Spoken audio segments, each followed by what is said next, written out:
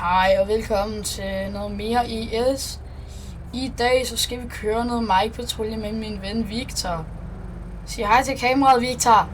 Dag. Dag. I dag så skal vi,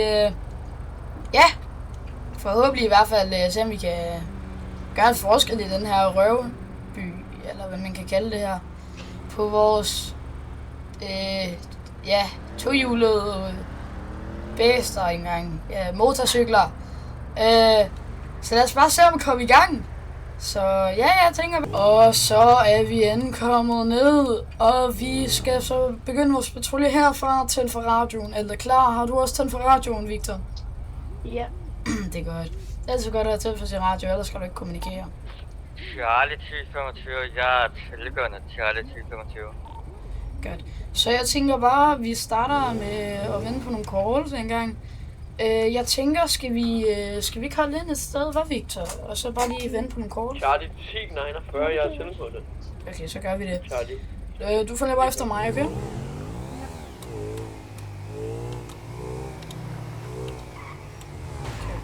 Det var da flot! Det var da virkelig flot, det var. Ja, vi er bare her, jeg er ligeglad. Så holder vi ind her. Jeg fik et opkald. Har du fået et opkald? Jamen, så kører vi da bare efter ham.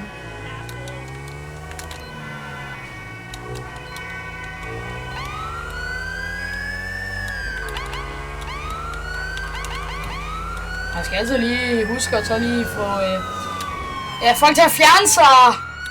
Nå, ja, det kommer til at tage lidt tid, så vi ses, når vi er der. Og så er vi jo nået frem til, hvad end det her er. Det er den her en eller anden ting. Jeg melder lige i radioen. Mighty 52, jeg har brug for en ekstra patrulje herover og skifter. Du skal ikke skyde. Du skal ikke skyde. Du slår mig bare. Slå ham. Hold ind af tilgående. Det var ikke engang meningen, at jeg skulle skyde. Kom, vi løber efter ham. Løb efter ham. Ja, stop! Charlie 1025, jeg er rekommenderet til Phoenix og opkalder min person med en kniv. Charlie Stop her! Oh my god. Jeg hader, man trækker den der MDT frem. Vil du være fuck ham?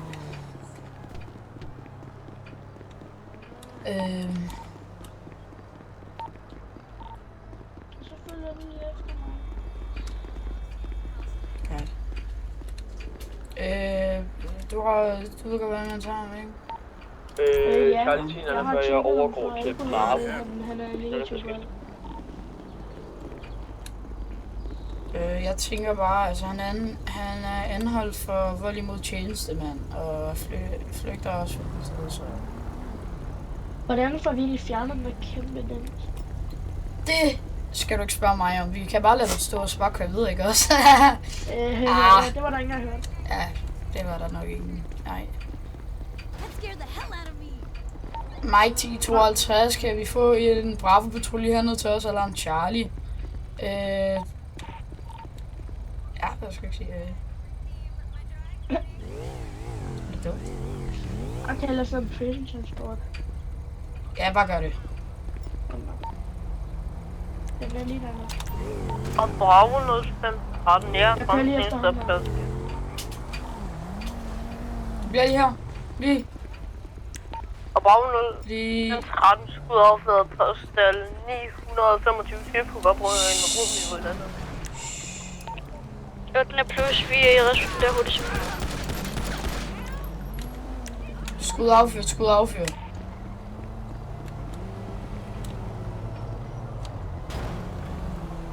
Victor, hvor er du henne? Victor! Gå i din motorcykel! Godt. Jeg skød ham lige, fordi han var... Jeg kunne ikke gøre for det, det var en systemfejl. Ja, det ved jeg godt. Ja. Ja, så tænker jeg da bare, at vi kører videre så. Så opdaterer vi jer, når vi finder nogle ud. Nej, nu er det ikke der. Ej, skal vi holde på handicap for at provokere? Skal vi ikke? Så er det der, hvor der kommer en eller anden dame hen. Du ved godt, du holder på handicap. Så skal jeg bare begynde.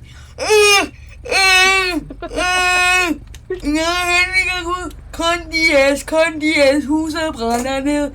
Jeg har lige hørt en lyd. Og Bravo nu. Eller, Må lytter. Hvad fuck er det? Hvad er jeres etage?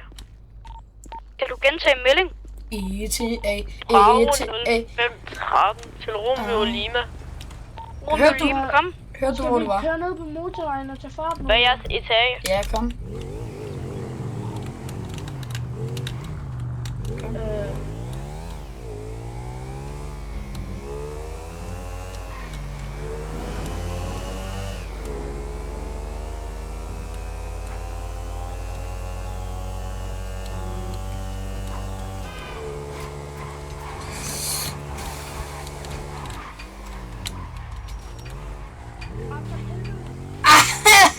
Bro, du kan ikke finde ud af at køre, for at være sgu helt ærlig. Hvad? Du kan ikke finde ud af at køre. Bravo 1041, jeg responderer på armeret røveri i Nøverpark. Og Mike 1052 er der brug for ekstra assistance. Og vi kan godt tænke os en status, når man når frem. Okay. Jeg tænker, der er brug for assistance. Det var armeret, men ja. Jeg aner ikke, hvad det betyder. Det er 10. Romeo Lima. Romeo Lima har dårlige ører lige nu. Han kan ikke lige høre så godt lige nu. Romeo har lidt skift. Så køb dig nogle høreapparater! Charlie 1025, jeg melder Patte fortsat. Charlie 1025. Altså, Fuck, din computer, den er varmere end et kogeapparat. ej, det er så ikke så godt. Vent lidt. Det har jeg jo ikke, den er. Så lige om lidt, så bliver du bare smidt ud. Jeg bliver sikkert kigget fra loftet. Helt ærligt, ikke? Så kører jeg bare videoen videre.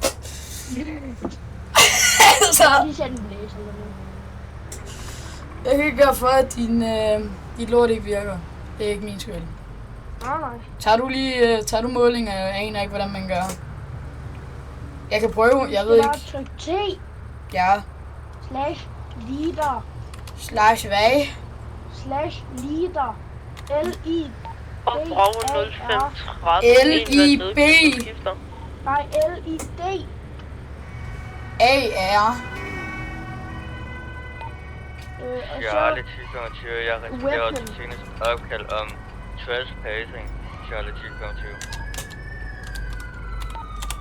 Bravo 1041, det er en og for helvede. Det må du bare gøre. midt-30'erne mand med en digel i hånden. Jeg kan godt bruge en ekstra Ej. patrulje. Eventuelt noget Romeo. 1041. Så sikkert. Charlie 1025, kan jeg få påstille til det? Nå.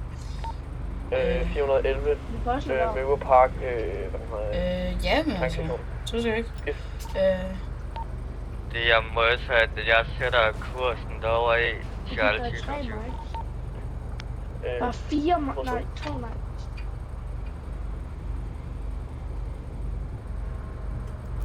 Nå. Jeg har sgu ikke så lang tid mere. Hvad? Ja. Jeg håber i hvert fald, at den her video bliver lang nok, så kom lige responderer lige til 2 opkald eller sådan noget. Kom.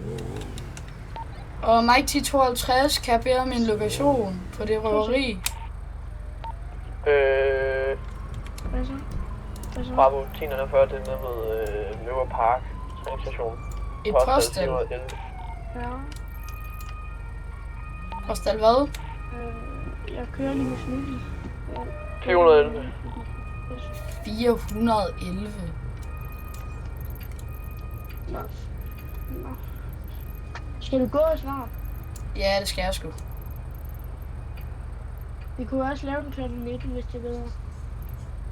Nej, det er fint, det er fint.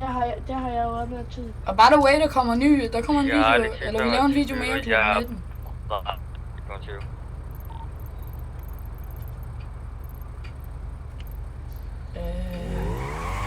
Jeg kan sgu ikke rigtig finde den. Nej, det er fint. Vi kan lade bare. Ja, kom, vi kører bare lidt rundt.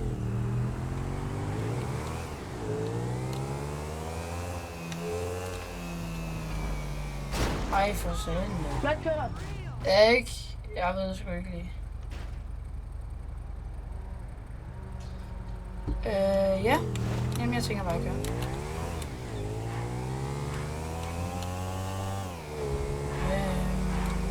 Yes.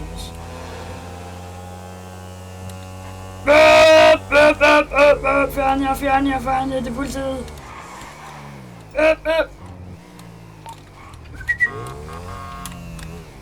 Jeg føler mig lidt fuld. Ej, for satan! Skud afført ved Hørstal 411 Tangen station. Kan du tilkende det? Charlie 25. Bravo 1041, vi har en mand afgået ved døden hernede ved... Ja, jeg gør det bare. Nej, jeg har ikke gjort. Rigtig godt. Fordi det der var ikke så godt. Jeg kunne ikke gøre for det, okay? Det var så også en nervefejl. Okay. Jeg har fået et opkald lige heroppe. Om hvad? Ja, ambulancen er her. Fuck dig, ambulance. Kom, vi kører. Hvor er det henne? Hvordan fanden? Holy! Skud affyret! En betjent nede.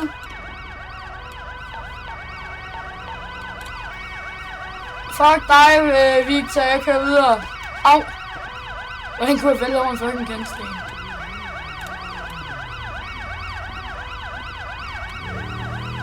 Mike 1052, vi har brug for en ekstra assistance så hurtigt som muligt. Luxon, kom. – 121, vi kører ned ad gaden. Det er en med et maskingevær oven på en bil.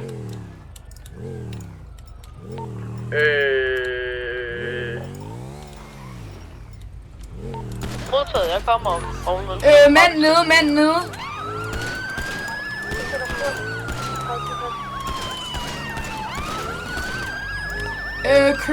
Ham der kører bilen ned nu.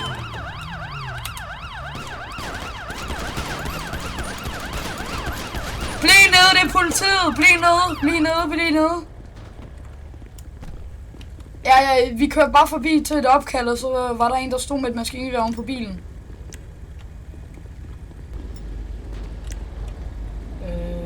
Hvad tænker du, vi gør?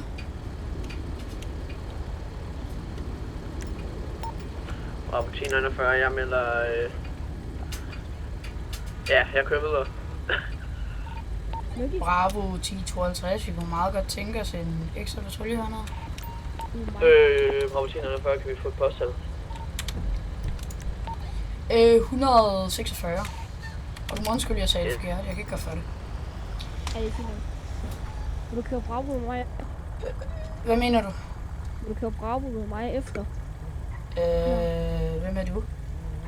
Jeg hedder Søren. Det var Nå, mig fra dag, Aarhus Søren. Afdeling. Det var mig fra Aarhus Afdeling. Nå, dig ja. Okay. Vil du køre Bravo med mig? Det kan vi godt. Jeg er lige i gang med en video, så ja. Hvad handler den om? Vi kører bare Mike. Det er en YouTube-video. Cool. Så ja. Spillet. Ja, det ved jeg nok ikke, om du kan kalde det. Så jeg venter lige på min ven Victor. Han kører hos Mike, eller hvad? Ja, han kører hos Mike. Fedt. Måske bagefter. Fordi jeg skal ned og spise lige med, så... Ja. Dags. Nu skal du høre her. Du får lige en status for de her førstehåndsmand. Jeg fik ikke en op. Nu streger jeg for ham. Op med den. Det var 146. Nu skal du høre her. Vi starter med mig og Mike. Den anden Mike, jeg tror Victor, vi kører ned her. Så lige pludselig så kommer der to kører om, der var ud og skud med Mike, der skulle lidt. Den anden Mike, og så skulle jeg igen, så rammer jeg ham.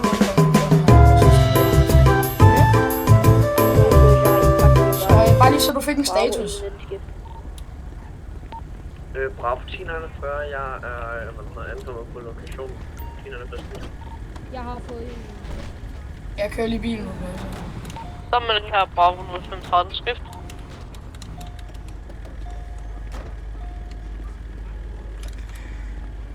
Jeg vil gerne lige bede alle om at køre ind til siden med deres biler, så vi kan få åbnet lidt for trafikken.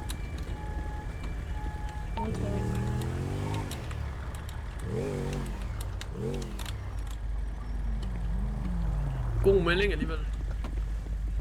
Hvad siger du? God melding alligevel. Ja, tak.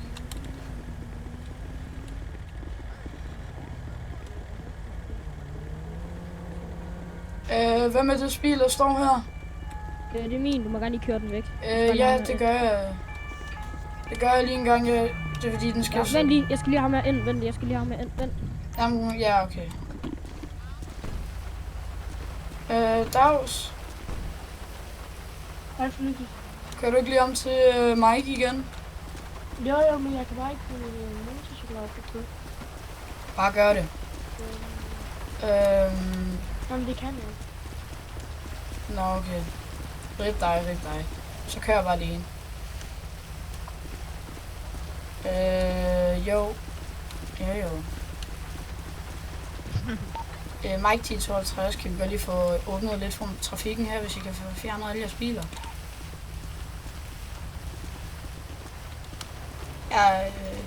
Jeg rykker også bare den her bil. Tak for det.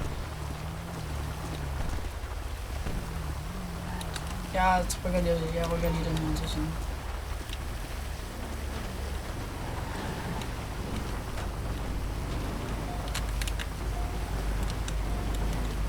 Skal jeg også flytte min ID4 derudfra, når jeg holder den fint? Hvad siger du? Skal jeg flytte min ID4, eller? Ja, det må du egentlig meget gerne, fordi vi vil gerne lige have lidt mere åbent for trafikken, så folk kan komme igennem.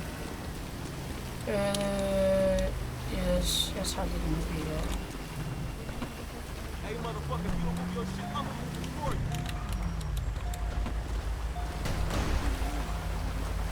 Mange tak for det. Jeg tror faktisk, det er den derovre. Ja, jeg tænker, at kan nogen af jer bare køre videre, fordi jeg tror, vi har kontrol over det nu. Ja, jeg skal bare lige... Jeg tænker bare, at jeg kører. Det er min. Jeg kalder efter en tow truck. Ja, du kører bare. God arbejde, synes jeg. Så ja, tak lige meget. Jo, tak. Jeg skal lige køre, når der er kommet en mekaniker og lige kigge på bilen her, for det er baglygterne, der virker heller ikke, og det smadret har været i. Hvad har du lavet med bilen her? Ah, det var lige, jeg var ude. Jeg blev skudt imod lige før. Nå, Rigtig meget. Ja, det var to naboer, der var så den ene nabo, de kunne dræbt, så kunne jeg så skyde mod den person, Så var det bare det. og så blev jeg også glad at køre væk, fordi jeg var skudt meget, og jeg havde ikke rigtig kunnet gemme mig over.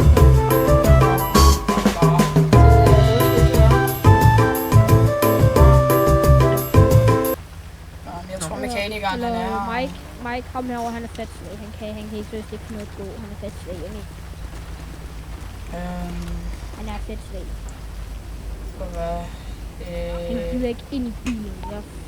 Charlie 1025, jeg sætter rekommenderet tjenest opkald om en, der nægter at forlade Charlie 1025. Kan du tage ham her? Ja, desværre, jeg gad godt, hvis jeg kunne, men det er lige et bevæbnet røveri, skal jeg sige. Du kan godt lige tage ham med, faktisk. Okay, min røveri er væk nu. Skal jeg så bare tage ham. Kan du med mig, eller har du brugt noget med mig? Nej, det er fint. Du kører bare videre. Det er godt. Tak for hjælp. Tak for samarbejdet også. Bare lige hive radioen, hvis vi kører Bravo. Mange tak. Mike, bare lige hive radioen, hvis vi kører Bravo på et tidspunkt.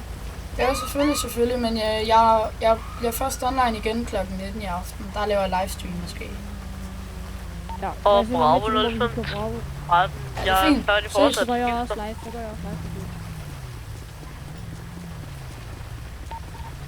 Og højtøs, jeg er færdig fortsat. Bravo 11 mennesker. Togsøgers.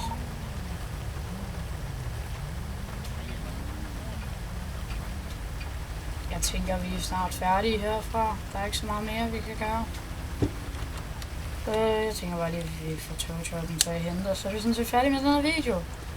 Så ja, men jeg ved sgu ikke, hvad der skete med Victor. Jeg slukker lige for radioen, så er det ikke så meget.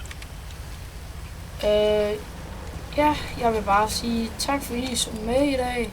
Det var rigtig hyggeligt. Jeg ved sgu ikke, hvor fuck Victor blev af, men det må vi leve med. Så tak fordi I så med på videoen. Og ses.